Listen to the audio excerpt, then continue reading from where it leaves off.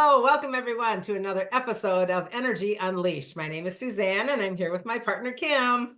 Hey, everybody. Hey, you. These podcasts are really kind of oftentimes about my client sessions because I find that I have really similar things happen in my weeks and sometimes in a month. I was talking to Kim earlier today.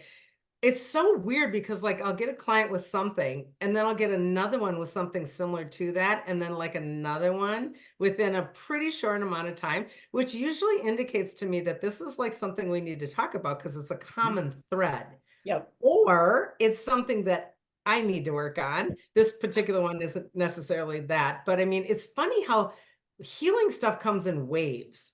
It does.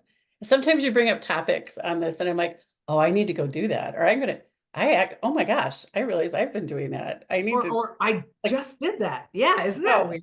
yeah, yeah. And this one actually comes in different kind of like waves, and it's always sort of kind of the same, but a lot different. So I'm just going to throw this out here. What this basic concept is many times when we're growing up as a child, we are in a scenario in our family that has something traumatic happen Mhm. where it is embedded within us that if there is trauma, if there is death, if there is sickness, if there is something really, really big happens to someone else in my circle, okay, Mhm. that means that when I get older, I equate attention and love to that. And it gets very confusing as this person then grows up. So let me play this out for you. Okay. So, for example, if my mother or my sister or my brother was very sick when I was young, okay, whether they're older or younger than me, Mhm. I'm going to watch all the attention that that person gets. Mhm. Okay. So as I'm a child, I embed a belief system in my head that says, oh, if I'm sick, I'm going to get attention. Mhm. If I'm dying, everyone's going to love me even more, et cetera, et cetera.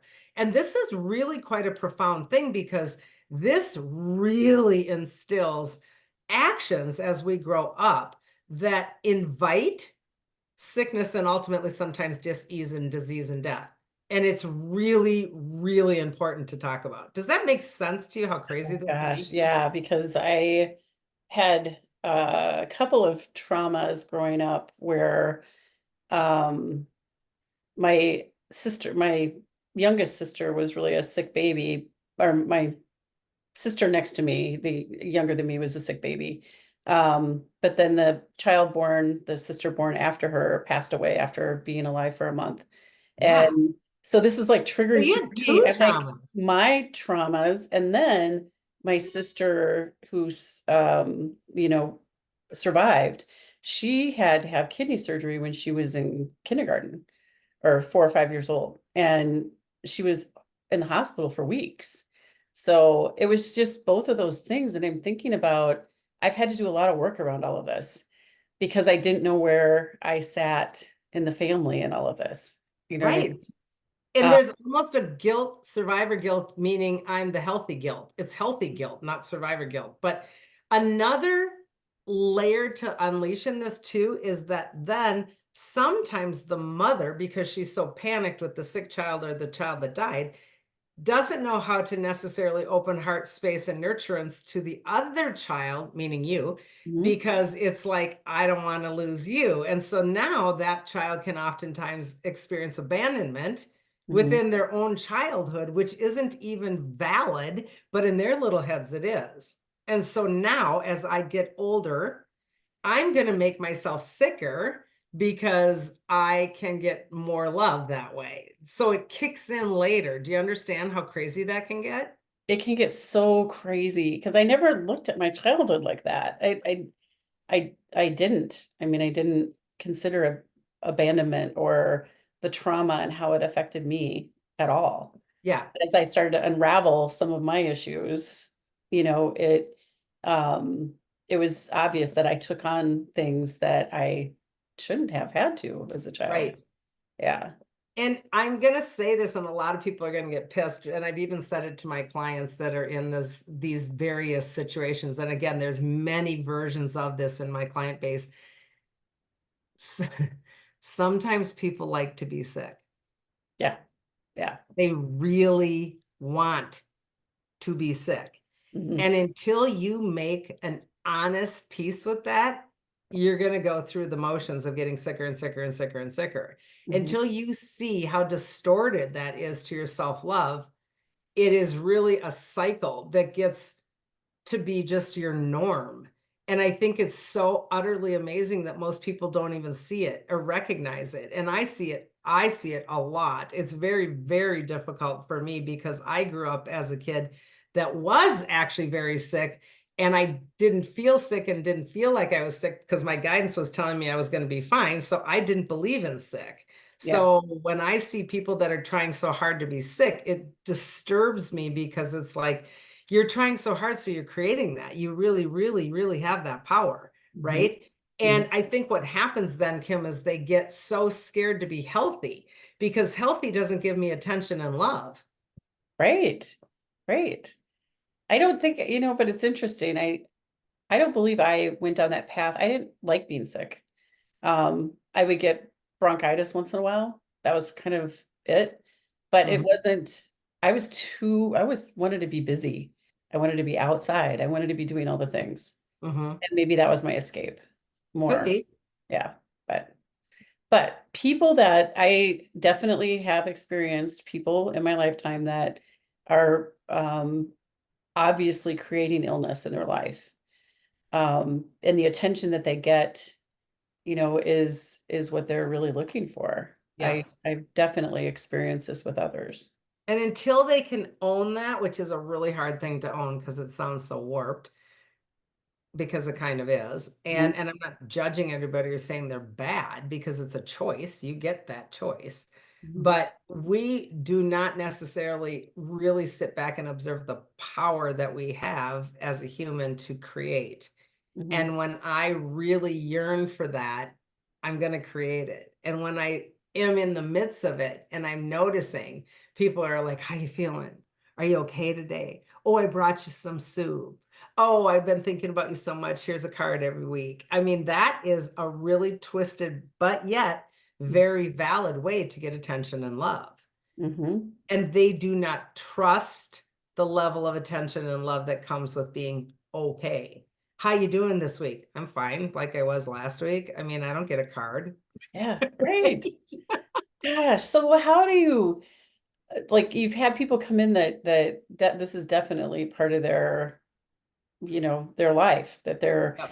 so when you're working with them from an energy healer experience, what is it like? Like what do Well, a they lot of them, like I said, get pissed. They don't like it. And because most of them don't even realize they're doing it. It is a subconscious switch that flips into this whole thing that I'm going to get attention.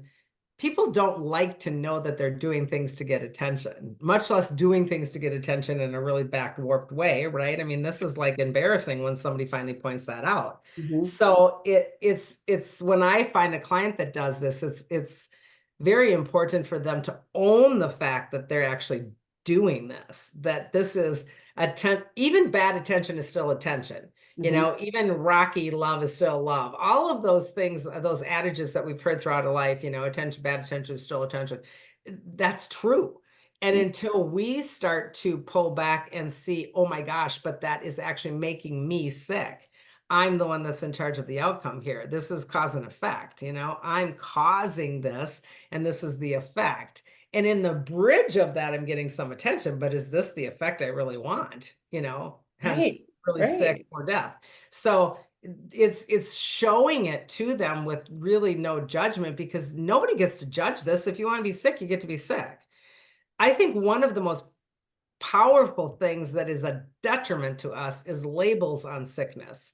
And I will never forget a client that I had years and years ago, and I had her forever. And she came in the first time with a list of labels of things that she had wrong that was, I didn't even know half of them. I'm like, what is that? What is that? I mean, these ridiculous long medical terms.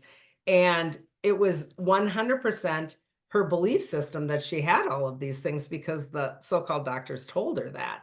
Mhm. And so this is the other piece to unleashing this, is that we listen to those diagnoses and we start to say, I have that. I Mm. have that. And even if I test negative on it, Mhm. no, the test must be wrong because I have that, because that's what I went in to go get seen for and they thought I had. And so that must be a wrong test. I mean, it gets to that silliness, right? And so if I'm that convinced that I have it, I do have it because I will create it. Mhm. And Well, that's where it gets and scary. so many things are advertised now on TV for medications with illnesses. Like you just, and if you're sick and you're at home watching daytime TV, let me tell you, You you mean, are going wait, you through mean the the disclaimer that says, pharmaceutical, like it's like you need what? Oh my gosh, how many different, diseases are they advertising out here? It's just and, crazy.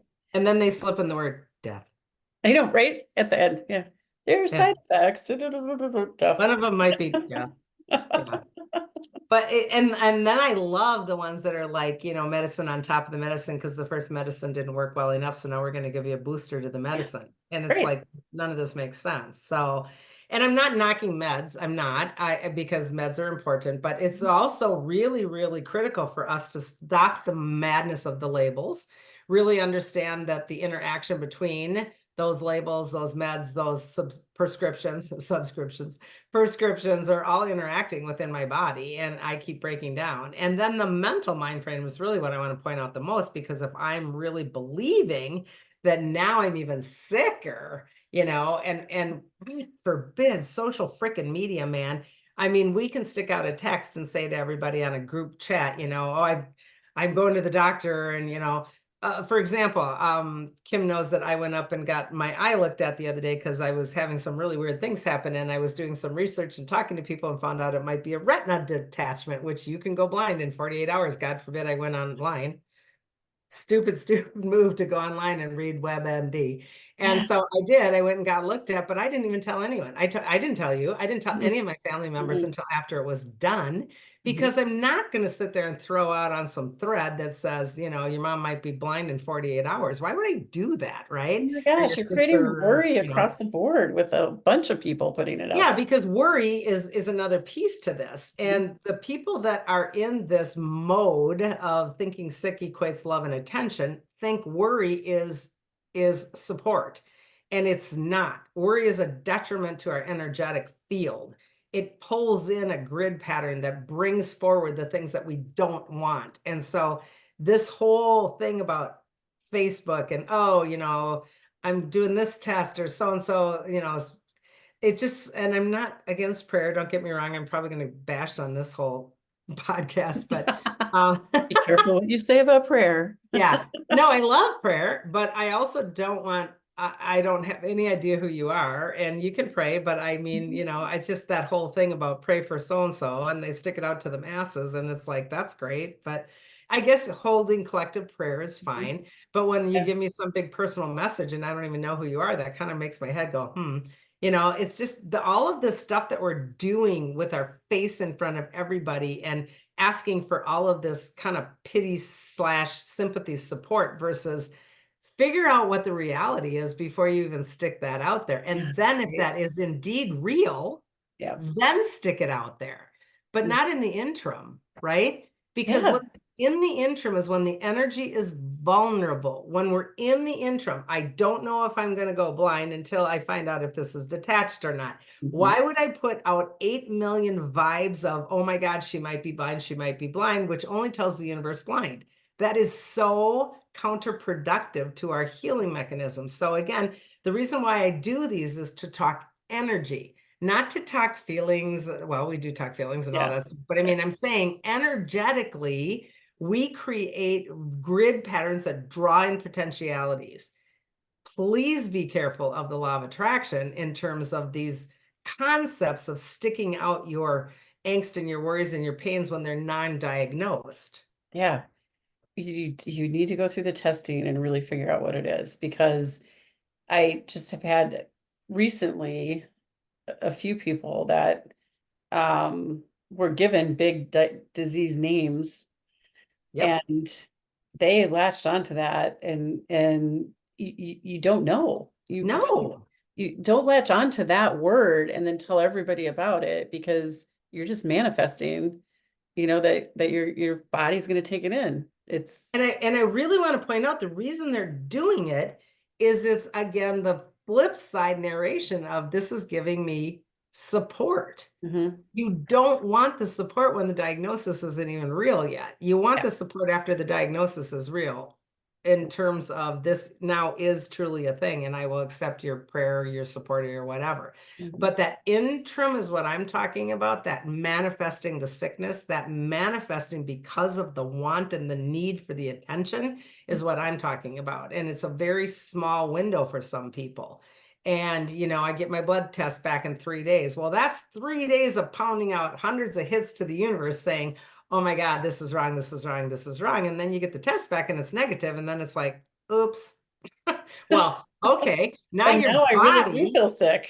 yeah, your body has already been having the chills, and I'm already programming, the shutdown in the kidney, and I'm already, whatever it is, the body's off and running. And you're like, and you can't figure out why you feel like crap in 3 weeks. So these are really interim spaces of places to work the energy in a beneficial way versus non-beneficial. That is so important. It's just a really good one. I like it. Yeah, Um, it's so frustrating to me because it is important for us to find love and support differently than thinking I'm broken enough for you to finally recognize me. We right. don't have the faith for some reason for you to recognize me when I'm perfectly happy and healthy. There is nothing about that that makes sense in my head. Yeah. Yeah. To live life going down that path of all of the ailments and Yeah. constantly bringing things into your body has to be really difficult. And I don't know how you could be happy in that mode, right?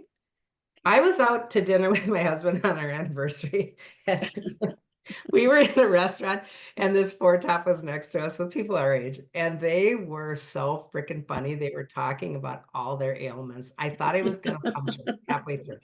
Oh, have you got the old Darda pill yet? Oh, are you doing the old hemorrhoids yet? Is your blood pressure high yet? And I mean, this went on and on and on, and they were like almost like scorecard keeping. Yeah. And Like it's all I'm just like, expected. Wait, you got blood pressure medicine? I didn't get any yeah. blood pressure medicine. I want blood pressure Well, medicine. it's hereditary. And so then, and this will happen in family structures too. And it depends on, your siblings and your ages and such, or friend groups or whatever. Oh, I had to start blah, blah, so it just gets so silly. Mhm. And then you want to one up each other, and then you end up having the same exact thing. Or the family diagnosis is the one that also kills me. We all have it, so you're going to get it. Just wait. Just Yeah, wait. Just wait. It'll come, and I'm like, oh my God, if I hear just wait one more time, so oftentimes I'm the one that doesn't get it because I just don't listen. I'm like, yeah, no, I'm not doing that. I reprogram myself. So we're we're very vulnerable in mixed company. yeah. Yeah, I agree. And again, because everything is about healthcare right now, and with the marketing and um people going to the doctor all the time and all the, it just seems like healthcare. I don't remember growing up, and even in my 20s or 30s, all of this conversation around health. Yep. Even for the elderly, they weren't on all these medications, which I'm not, again, certain medications are very important for certain Sure. diagnoses. Yep. But again, it's in front of our face all the time. Well, it's the money machine of the world. I mean, it's Yeah. just horrible. Right. So then when you have something that is considered just dire and bad, could lead to death, um, or even just to be sick for a period of time, like you said, that attention that you get during that time, um, it's tough because you want people to get that attention all the time, like periodically just for fun. Right? Why does it have to be when you're just ill? And it's hard for me. I know I have some friends that are really sick with cancer, and it's hard to know what to do for them because you don't want to be in their face with all of the, you want them to know you love them and Yep. they're in your prayers, but what do you do outside of that? Because I don't think I would want all of that attention when Yep. I'm really sick. Yep. And I think Um, what is important is also to ask, do yeah. you need anything actually from me other than that I'm going to hold space and prayer for you, period? Hmm. I am going to be in the background, but you know I'm at the other end of the phone in 2 seconds if you want and or need something or me.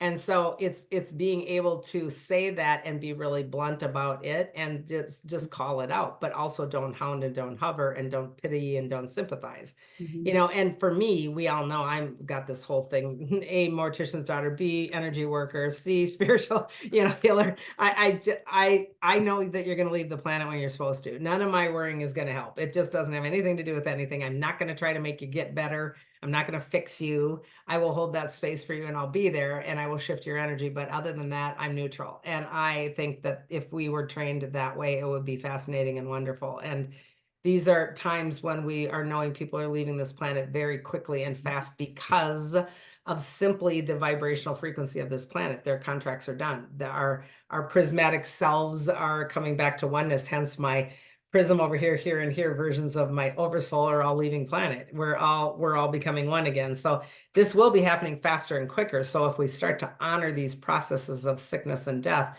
differently, I think that we're going to navigate this much better.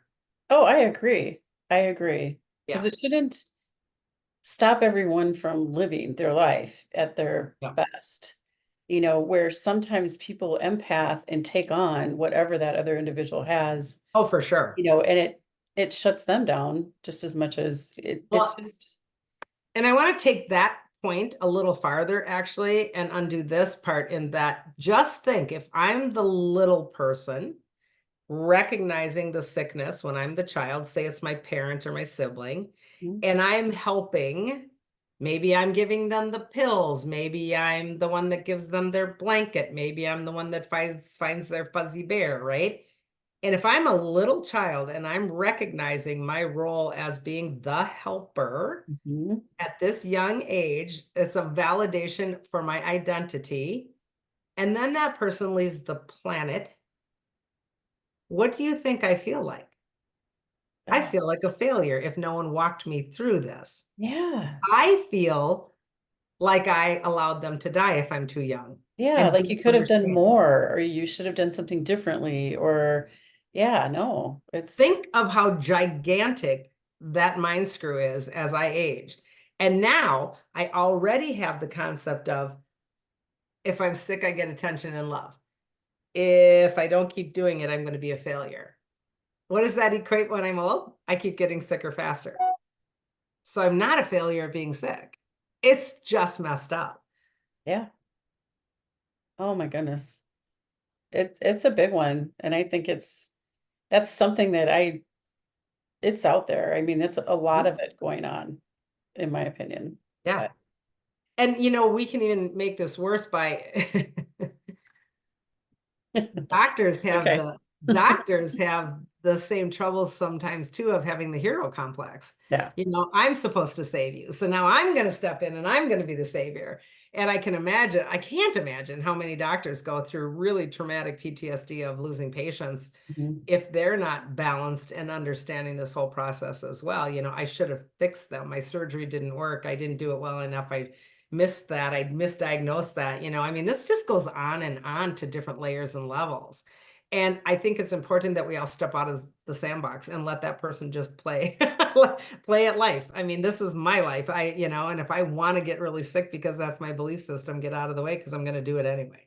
Right. You Right. It's not something you can fix in someone else. and really understand if you're married or having a very close intimate relationship with someone who loves being sick, you will never change that Mm-mm. because that is ingrained in them and this is the process of them getting your love and attention. So I find myself being very neutral and saying you have the right to be sick, go right ahead. I still love you without the sick and I love you with the sick, but I'm not fixing either one of those. I'm just here. And that can be perceived as cold, that can be perceived as you don't care. That can be perceived by outer rings of friends and family, like, God, you just don't even care that he or she is sick. And it's like, no, I do care enough to honor the fact that he or she is creating that sickness because they're choosing to. Mhm. I actually honor that. And Mhm. so this can be really misconstrued by outer rings of people witnessing, like, wow, you have no compassion or emotion for his or her plight. And it's like, actually, I do. Right. Right. And you go back to even contracts for people, like Yeah. maybe as part of their contract, and the choices that they make along that, going on the right path, the wrong path, whatever that is, it's their choice. It's Hmm. free will. So, like you said, to be neutral in that without judgment is really important. Otherwise, I'm that person that's going to take it on. I'm going to try Hmm. and fix them. I'm going to try and make it better. And that's what And they need. I'm going to feel bad when they die, just like that kid felt bad when the parent died when they were tiny because they didn't feel like they did it right. It just, the Yeah. failure level keeps going and going. It just keeps, the football keeps getting passed. Oh, It's just gosh, yeah. ridiculous. And it's really difficult if I'm the one that loves being sick, if I'm that person that loves being sick, and I do have an intimate extended family, if I'm not getting the reaction that I want, meaning I'm getting that neutral reaction, then I even precipitate more sick because it's like, damn it, I'm not sick enough yet. Wow. I'm not sick enough yet. I can turn them if I got three more things, It's and it just, just keeps going. And so, or they flip into the victim program, see, I'm still not lovable enough, even though I'm this sick. And so these are really dangerous waters to be in, yeah, no matter which way you put this. This is a yeah. really dangerous water to be in. Oh my goodness. It's just unbelievable how it keeps perpetuating. Mhm. And then it's not helping the consciousness of one at all. No. And it's oftentimes being generationally handed down because most of the time Mhm. we're doing this programming when we're children and we're watching, oh my God, grandpa had emphysema. I'm never going to smoke. And here I am, 35, doing 3 packs a day, going, well, works for grandpa. I mean, it's subconscious. Not all of this is right Yeah. here in the conscious, it's in the back going, "Duh, duh, duh, duh, duh, duh, duh." So the subconscious part of it, like would um talk about that more. Unleash Well, that a little. because the subconscious is remembering how much attention grandpa got when he had emphysema. The Yeah. subconscious is remembering when I was 3 years old, I would sit on his lap and bring him his favorite blah, blah.